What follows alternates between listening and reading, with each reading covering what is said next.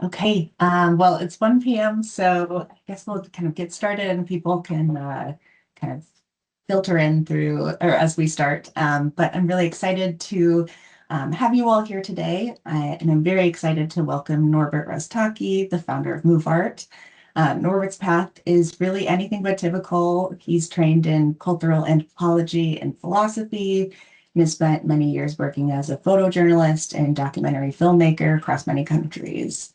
Um, he became deeply engaged with this idea of metamorphosis in art, design, and society, which really led him to move art where it is today. And I'm very excited to hear more about the journey that's really shaped his approach to play and space. And we'll be leaving about 5 to 10 minutes, maybe a few more at the end for questions. So feel free to type in your questions in the Q&A section as we go. And I'll hand it over to you, Norbert. Marta, thank you very much for invitation, and thank you very much all of you guys for coming here and listening my story. So, okay. So I start with short presentation myself. As I was born 84 in Krakow in Poland. As Marta mentioned before, my base education was in master in cultural anthropology and philosophy, where the interest in human being and all behavior patterns, tradition, and so on was very interesting for me.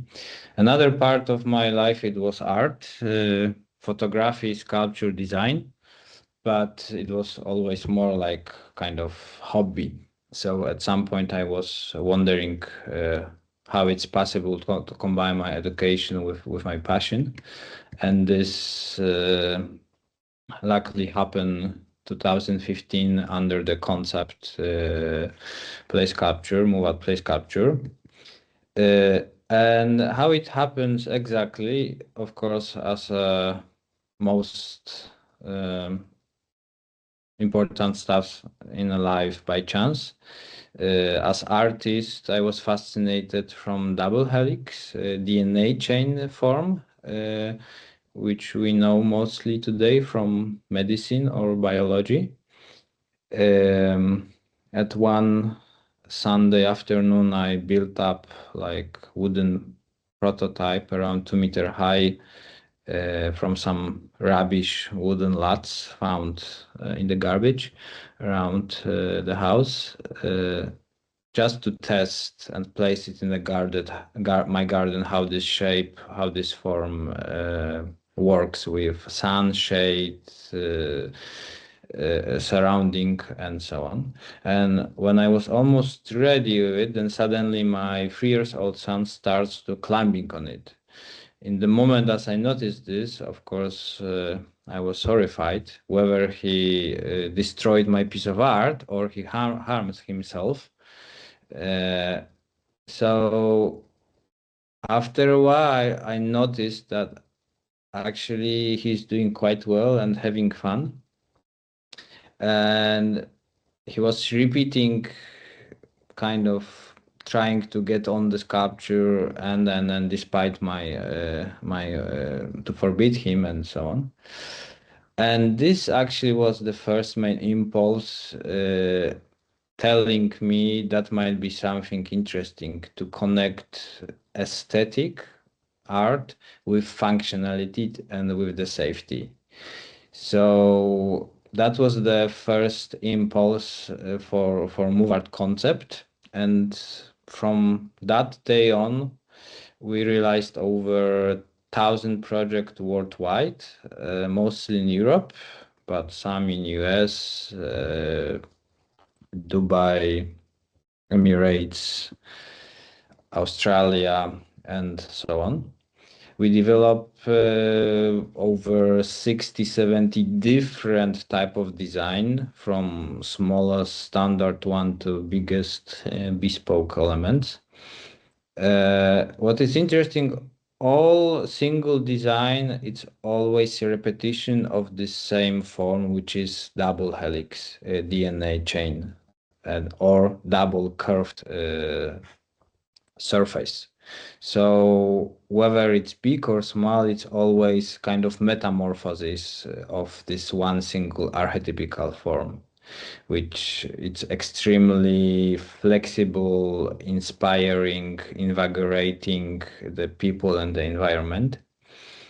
Uh, of course, all our objects are built according European safety regulation as well American and Canadian one.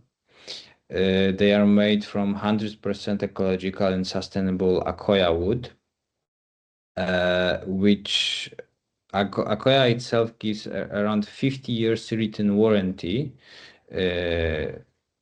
We are not sure if our sculpture survive 50 years, but for sure 25 to 35 years, that will be the lifespan.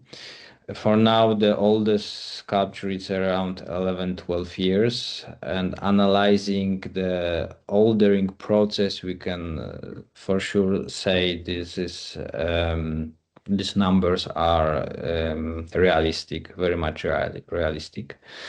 All objects are very strong, robust. Actually, they don't require almost no maintenance, and vandalism is proof. On the beginning, we got lots of design awards, like German Design Award or European Product Design Award, and so on and so on. At some point, I stopped applying for the design awards because quite quickly I realized actually I have to pay lots of money when I get first or second place, and I believe it should be other way around. So I'm not supporting anymore this kind of corrupt business model. But still, in the beginning, that was confirmation. It was good direction to move forward with this concept. To summing up, what is moveart about?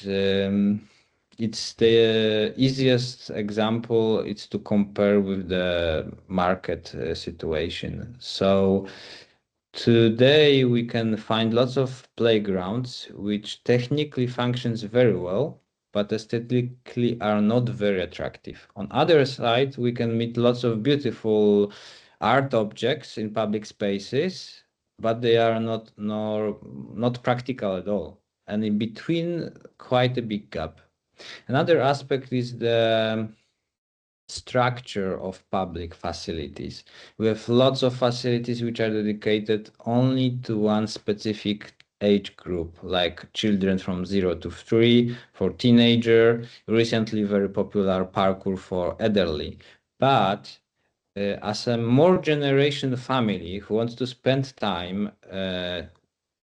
together in one place, it's almost impossible because everybody goes in other place. So based on our analysis, it shows that this kind of structure might lead to the social disintegration over a longer period of time. So that's another niche. So what we are trying to bring to connect all elements which are already on the market but separately and unite them. So our objects, one side there are beautiful piece of art. If nobody is on them, what quite often happens on the playground, that they are very little time really actively used, and most of the time they are standing empty. Then the elements playing a role like piece of art might be beautifully lightened, and then they have still some function. And if the people are on them, they are smartly designed, dedicated to very wide age and target group. So basically, in the end of the day, it's not about attractive design or smart functionality. They are like tools which are supporting integration of local communities. So for now, we are offering free product line. The first one, it's play sculpture line. So that's the bigger wooden sculpture where the play value, it's in the focus. It's starting with the smallest lay slide 2.4 and it goes up to climb slide 11. The numbers are the length in the axis. That is why you have lay slide 2.4, lay slide 3.5 and so on. So it's mean like 3.5 meter long. These elements are mostly dedicated for the playground, so they need a dropping area around them, and of course they are certified according safety regulation and so on, so on. That was also the first product line which I started for moveart, but after some time I realized this is not sufficient because another big niche on the market, which is public space, urban space, it's still like empty. There is nothing interesting except benches. So based on these inputs and observation, I developed a second product line called Smart City Line, and that's also around 10 different objects, which are lower. So normally they are not higher than 1 meter high. They are extremely multifunctional.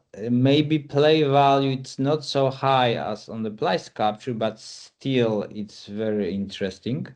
And what is very important, this element doesn't need any dropping area. So they might be placed in the urban spaces, parking places, markets, shopping centers, even temporary for a couple of hours, couple of days without any extra foundation or big effort of installation and so on. So with this line, we are hoping, or actually not hoping, we are observing that we already succeeded with this approach, bringing multifunctionality and play value into the urban space with a very easy way.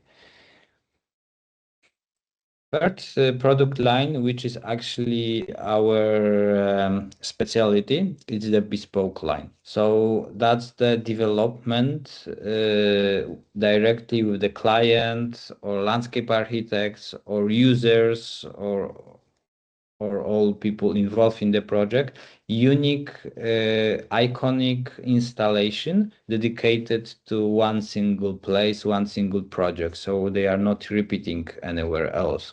So that's example of couple such elements. And basically, for this product line, there is no limits. We always use DNA double helix form as a kind of archetypical reference point, which we then grow, metamorphosize to the local needs, local architecture, nature, budget, and so on, so on. So for now, I would like to show you more deeply on example of one of the biggest and long-term project, how this bespoke line and the bespoke process, which was developed by us, works in practicality. So I would like to share the details about project started in 2017 in Arosa in Switzerland. It's a top touristic destination in Switzerland for winter sport, and also major income is coming or used to be coming from the winter only. And as the climate change appear and winter get close, shorter and shorter, then municipality realize they have to also create kind of solution and offer for the tourists also in the summer. So that was like starting point for this project. Another interesting challenge in Arosa is that it's quite small village and local mountain people are very traditional and not really open for innovation. And from other side, the municipality is very dynamic, innovative, and so on, so on. So I knew kind of starting this project, I have to bring all these parties together. So the way how we're trying to do that, we create kind of round table, inviting all stakeholders and analyzing a couple of basic questions, like for whom is dedicated the project. So in this case, they all agree it's for all target groups. So it's for children, adults, and elderly. So then we developed special unique tool called Human Ignition Profile, which basically offers all practical functions in public space, like passive one, sitting, resting, and active one, balancing, climbing, sliding, hiding, and so on, so on. So depending what kind of target group we choose here, we apply them to the practical function. So in this case, we have very wide range of target groups. So we have very wide range of the practical function, which should be covered by this project. What was also important, they didn't want to have like playground touch. So we skip all mobile elements, like for instance, swing. Another step was analyzing the space where the project will be realized, which also in this case was very unique because Arosa has a beautiful lake in the center of the village. So with space ignition profile, which is another tool, we analyzed the area there. So what kind of nature, architecture, history is the revision for that. And doing all these questions and thoughts as a group together, we came to kind of motive. And in this case, I suggest to deep little bit dig a little bit deeper what the arosa means. And in old books, they found it, the arosa, it has this meaning related to the water, irrigation, and of course the lake there. So my first design suggestion was coming from etymology of arosa name. So arosa means by water, arosa in motion, in water in motion, motive of the wave. That was the first step. Then the client, which was touristic office of Arosa municipality, paying lots of money for this project. So of course they said, yeah, but we want some kind of our logo or some other visibility there. So we take the A from Arosa Loca, implement it in the primal wave, and that was the final design line. So the A from Arosa Loca starting and going farther. So nowadays it became like 50-meter long sculpture, which was highly accepted by local people because they feel this connection to their roots, which is water in this case. Touristic office, the client was also very happy because they see the logo of Arosa in the sculpture, and the users were also very happy and are still very happy because the object is extremely multifunctional. So they can sit, they can lie, they can sleep. Kids can slide on it, they can climb on it, they can hide underneath. So in meantime, it became like iconic village center meeting point where actually all generation, old and young, could spend time together. And what in this touristic destination was very important was not only about age group but also target group. So we have local people who could kind of come for more sustainable exchange with the tourists. So both were quite happy that this space was inviting for that. So after a couple of months, municipality was so happy that they asked us for another step. So to keep the basic idea of water element, to develop more design dedicated for the furniture, public furniture. So it's the way how we develop smallest water drop single seats and middle sizes family elements. So in meantime, there was around 20 different elements placed around the lake, which were extending the main big piece in the same type of philosophy, but also formal design. So it's still like a unity. And after, I believe, another 2 or 3 years, they came to us again with new project and request that all tourists coming out from the railway station, they wanted to take beautiful picture. So it was like photo point. So still based on the same principle of wave water moving with Arosa logo, all tourists could come out directly there and take beautiful picture and then put them in social media. So that was example how design of moveart is extremely flexible and then unlimited in terms of functionality. So with this same coherent, unique form language, we can build up and grow and develop all type of project, also not only the space but in the time. So even after many years, we can add or change some elements, and there will be always the feeling of this same unity and this same design language. That's a couple of pictures showing, especially this one on the left upper corner, I'm very proud of, because it's showing that indeed the local people kind of accepted this piece in the middle of the village. As mentioned before, also there are extreme weather conditions because Arosa is almost on 2000-meter high, so the long winter, snow, wind, frost, it's all not a problem for Akoya Wood and for our engineering. So finishing this case with the feedback of the client, so the Pascalini was the director of tourism. He mentioned on the Facebook how surprised, how happy he was that people who were on the beginning complaining about project and prices and the design, after that they were so happy how it works and how it supports this small local community. So now I would like to share with you a couple of other projects, but just very shortly, so you have overview what kind of possibilities are there. Another project realized last year in Norway in the commune Skien, so that's the place where Henrik Ibsen was born, the drum poet. And that was 100 years anniversary of his birthday, so they wanted to create something what is dedicated to him.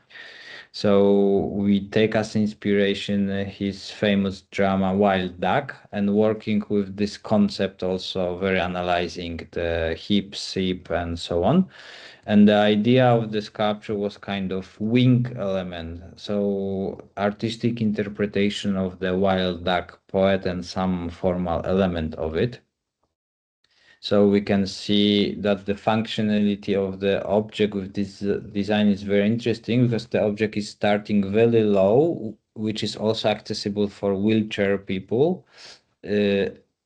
And smaller kids with sitting possibilities, lying possibilities, and then it kind of growing more to the right side with extreme kind of play value, climbing wall with different stages for different target groups, and in the middle with huge sliding area. Here is short video how it was opened.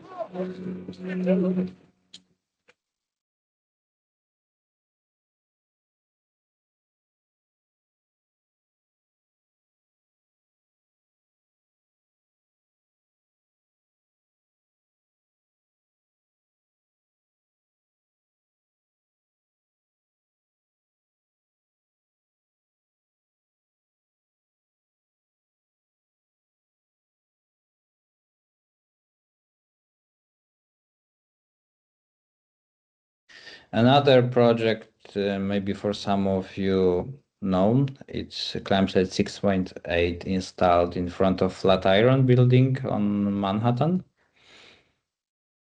where that's example of smart city element where the multifunctionality and some play value was incorporated in the heart of heavy urban space with very wide range of needs, target groups and age groups. As you can see on the picture, or functionality, it's possible even for the dogs. Another element, it was placed in Oslo Harbor on the water. Quite often our elements as organic wavy forms are on the rivers, lakes, oceans, in waterfronts.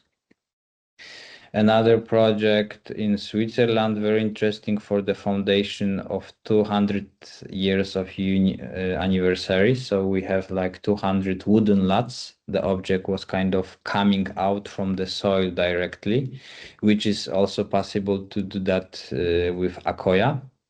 The Akoya is the only wood which can be in direct contact with the soil for a very long time without any issues.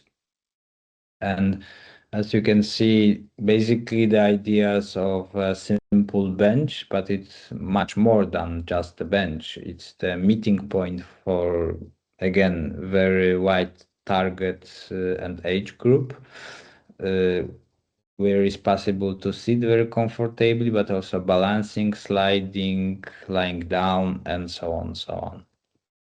Another element project 2022 in London, Nine Elms, one of the bigger bespoke elements, a group of three. The longest, I believe, is around more than 20 meters. Also inspired with local history, tradition, and so on, so on. Here it's interesting example of the lightning.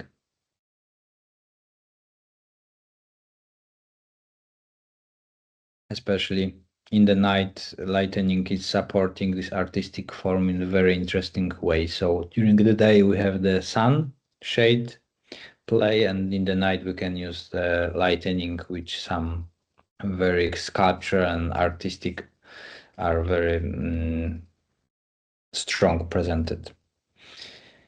Another interesting project was done for the with Foundation for Elderly People, and that's the place where House for Elderly People in Switzerland. And there the challenge was that the fact that elderly people didn't want to use the fitness equipment to stay fit. So we were creating with Professor Lukas Zanner from University of Basel, who was specialized of the movement for elderly, area on the sculpture that elderly can kind of walk on the sculpture and to support and exercise the balance and grow and keep fit the muscles. And this all happened during the play with the family. So even they are not aware, they are actually doing physical activities which keeps them fit for much longer time, because this happened spontaneously, naturally during the play and spending time in the family. So this is Gleim slide 7.9, which is the most wide range dedicated, age range dedicated sculpture, I would say, even worldwide, because it's really for the people between 3 and 80 or 90 years old. Another project in Switzerland, in Mountain, where the client came to us with this brief. There is a story about dragon, which was very nice to compare with other dragons to the people. So they wanted kind of show and bring this legend much more near to the people. So we're looking for the form and shape kind of inspired by the archetypes of dragon, where the element of air and the earth and mountain and light compared with functionality and climbing for different target group was unite. That's the example of the school in Zurich. So as we see here, we have 80% children. So passive function are low, active very high. So basically it's like three-dimensional labyrinth offering unlimited play possibilities for, again, very wide range of target groups. In this project, we have lots of interesting feedback also concerning blind children or autistic children, which normally are kept away from the crowded areas, playgrounds. And here they went under the object on this kind of housing hut area, which is half closed and half open. So they felt enough safe there to have the space for themselves and still being a part of the play. So that was very interesting to show that even very special needs kids might be supported by moveart in this case. And in the end, just showing some other type of design, which are, like as mentioned before, unlimited. And finishing this with short video.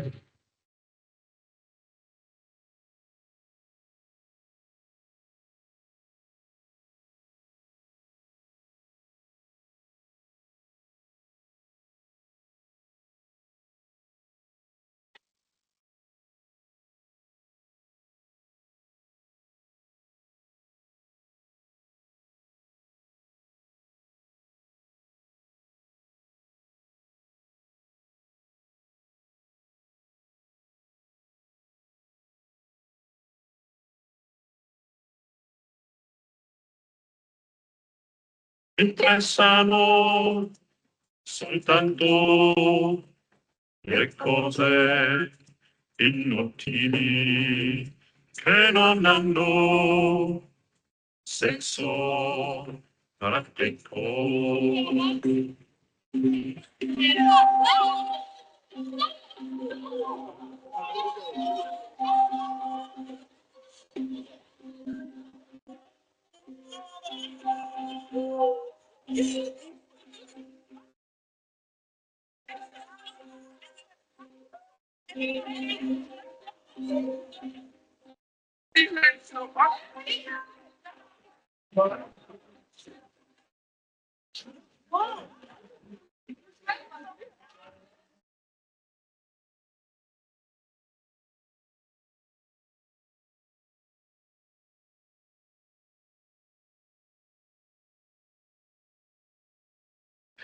So that was all from my side.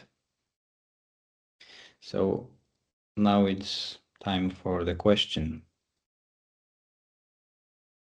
I don't see any questions in the Q&A, but anyone's welcome to put them in right now while we have a few minutes.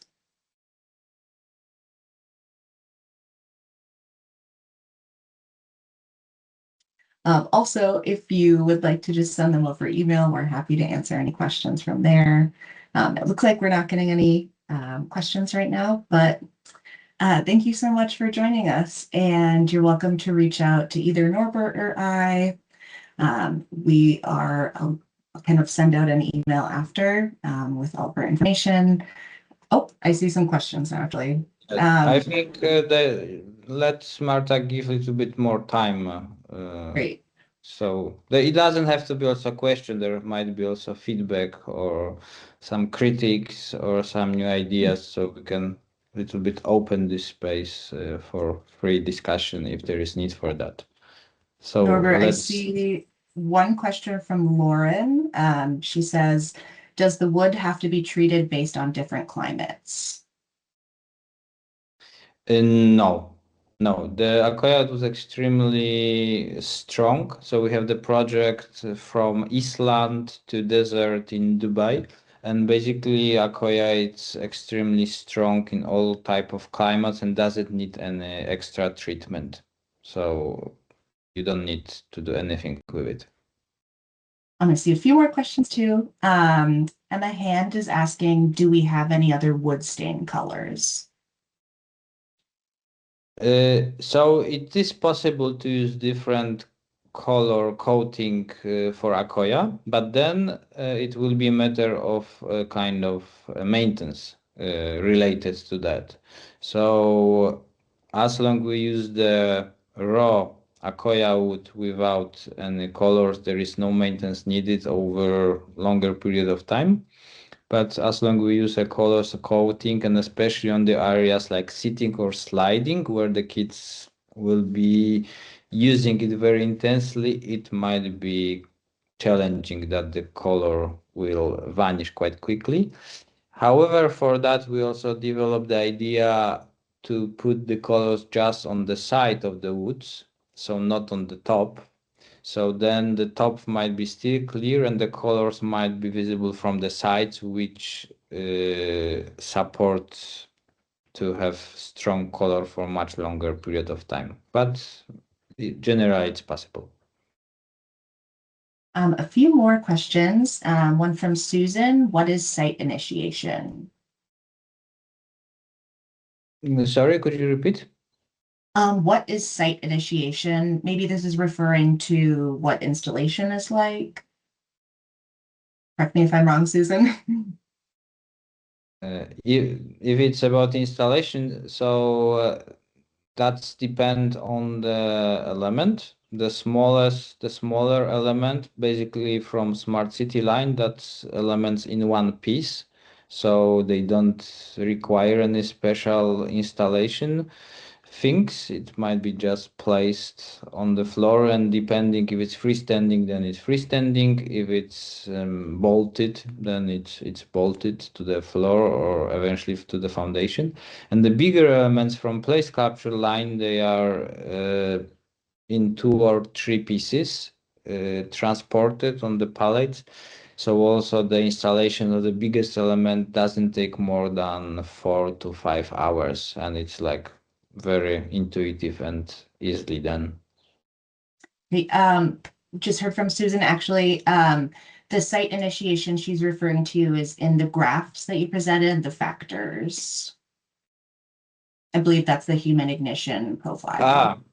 Yeah, okay. And what's the question about that? I think just looking for more details on, yeah, the site Okay. initiation there. Okay.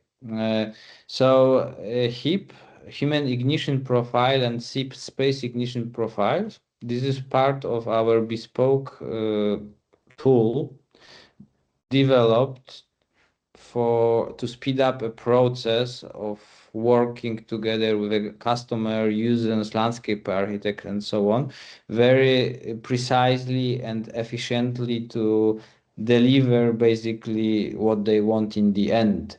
So human ignition profile, it's covering, it's like a roadmap showing us basically if we want, for instance, that when the project is ready and we wish that in this area we invite more teenager or more elderly or more smaller kids, then we know that, for instance, for teenager we should offer some undefined creative spaces and not just sliding or something else, because this will be then more the inviting smaller kids.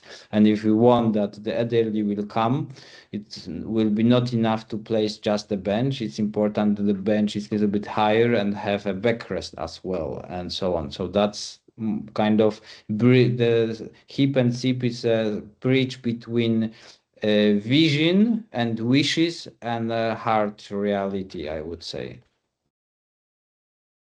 A few more questions. Have you ever, one's from Emma, have you ever explored integrating a design into boulders? Boulders, so you mean the climbing grips? I'm thinking like the big rock formation. I haven't, but that's of course possible. So there is actually everything what is related with nature, rocks or water or whatever, then moveart it's done for it, and also it's very flexible. So that's possible to kind of incorporate wood with rocks. It works very well. Another question from Sarah. What kind of site work or supporting structures do you need underneath the product? So again, it's depend on the size. For the smart city line, we don't need actually anything else because the objects are small and light. For the bigger place captures, there are basically foundation, like in the size of the frost depth. So depend on the geographical location. As standard, we normally take the foundation in the depth of around 80 centimeter. We have also a solution for the roof or roof of the garage or like floors or top roofs or whatever. So then we don't work with the foundation. We have like bigger metal plates, which makes basically object like freestanding and still stable. So we can also work with big format sculpture without need for foundation. Another great question from Sarah is, how did you transition your mindset from art and anthropology to business mindset and customer items? What learning curve and process did you go through? And then also, do liability and risk insurance questions come up with your product in cities taking on risk? That's a very interesting question. So I believe the culture anthropology gave me a deep insight about people needs in a in a kind of holistic approach. So it's not just about physical needs like to sit and slide and whatever, but it's also emotional needs or spiritual needs or like social skills needs. So that was kind of mind opening for me in terms of product design. I'm not coming out from like classical design background where I just think about product and the form. Actually, this came later. So knowing the like having this wider perspective on human being with not only physical needs, which I'm suggesting, which I see it's mostly covered by playgrounds, it's just physical needs, and the emotional are not at all or very little. So that was this kind of focus for me important to touch this area which is much softer but the same important, so kind of interest and longing towards beauty, aesthetic, and also integrating with other people and so on. For me was in the same matter important, like that the object have to be safe, stable, maintenance reduced, and so on, so on. So it was kind of this type of holistic approach helped me to cover all these areas, including like liability and safety norms and so on, so on. So actually, in one of the first stages of development, when the concept was ready and so on, then I realized if I want to I had to make a decision whether I go through art gallery and putting this as kind of more functional art, but it will be just reduced amount of projects, probably to high-end clients, or I make it like, let's say, more profound through classical business model and classical channels, and then reduce the art kind of, and to put it this through the classical way, like just an object or product which have to be safe and certified according safety regulation and so on, so on. So actually, I took all the safety regulation not as a limitation for this type of design, but as an inspiration. So we took lots of projects where safety regulation, like for instance, project in Zurich, where we adapt the design to the local architecture to transform it according the safety regulation and so on. I could speak about that for a long time, but I stop here. But great question, thanks. We have some kind of similar questions about age groups and adults on the sculptures. So one question is noting that in the US, there are stringent playground guidelines that require play zones to be separated based on child age range. It doesn't encourage integration of different age groups. And how have you navigated this? And then at the same time, are these durable enough for adults to play on? Yes, so of course the objects are extremely durable for all age groups and strong. Even the stability and static is count in the way that it might be even much more adults on one element and so on. So there is no risk at all for that. And concerning the regulation, that's also a very good question. But basically, moveart smart city line, it's So by the way, we got like we're top 5 most innovative company in Switzerland when we started. So innovation, it's something when you bring something on the market what was never there before yet. So it's mean also the law regulation are basically not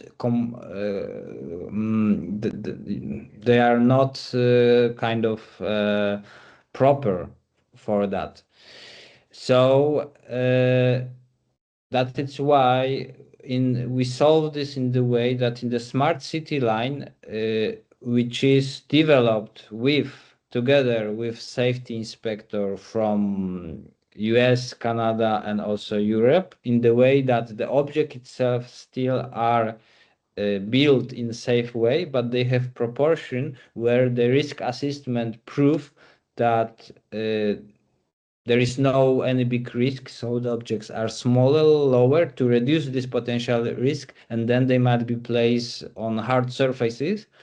And basically, they are not covered by safety regulation. There is no need for it because they play a role like a classical bench in the park because they are not higher than the normal bench in the park. In the park. So basically, in most of the cases for smart city line, object doesn't even have to be certified or by anybody as a play equipment.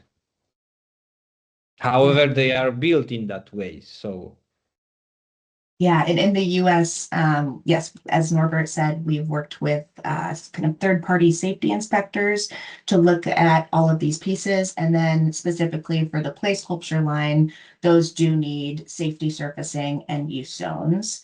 And we're happy to provide any of that information for you. A few more questions. I'm glad we have this amount of time. One question from Eric. No risk of splintering when used as a slide. How to deal with splinters if they do occur? that is why we work exclusively with Akoya wood because of the process of modification with acid vinaigrette change the structure of the wood in the way that the wood over a longer period of time is very stable. There is no any big cracks or if very small one. And the more objects are used by children or elderly or all type of groups, the surface is smoother. So the concept behind is that it's like self-maintaining. So there was no any risk of splinterage or anything like that because it's like every day smashed by children's paw and slides and so on so on. I would say even another way, if we have some sculptures which are not highly frequented enough, then we see, for instance, that the surface is more raw and not so smooth and so on. It's still, there is no any risk for that, but that kind of show us that actually the objects have to be heavily used, then they are in perfect stage. And if they are not used for a longer period of time, then they are not in a bit worse condition, but still no problem for that. And then another question from Shlomit. Can you please elaborate on accessibility options? You mentioned blind people using the products. Yes, so that's very big topic, and it's really depend on the project and product and the groups. So is it about just a blind or wheelchair or in any kind of other way special needs people, so then the objects are adapted to that. But generally I must say that first of all the objects are full forms without any holes, without any edges, without any sharp area. They are smooth organic round. So this is basically already first advantage for the, for instance, blind children who just use all other senses to feel the element and its softness and kind of organic elements without any risk. Another aspect is the proportion. So for instance, as I show on the project from Norway, wild duck, the lower part of the element was enough low, so the accessibility might be on hard surface, and there was no any risk of hurting, falling from heights. And the proportion was designed in the way that people, even from wheelchair, they can easily move on the object itself or stay around. So there is lots of possibilities how this might be incorporated, but it needs a precise project and solution. Great. And another question, where is this furniture made? So the production, our factory, or I would rather say my atelier, it's located in south of Poland, in Middle Europe, and they are shipped worldwide from there on. Great. Okay, that looks like all of the questions. If I missed any, feel free to send me an email. My email is mhall@apeoriginal.com. And APE Studio is a distributor of moveart in the United States, so we're happy to help you out with any pricing or share any more information. So just feel free to visit our website at apestudio.com. And send us any inquiries. Yes, and in case you have any crazy ideas for bespoke projects, we are very happy to support you on that. Absolutely. Okay, thank you so much, Norbert. And thank you everyone for attending. Thank you very much, Marta, for that. And thank you guys for great question. See you on some projects in the future, hopefully. Great, thank you. Bye.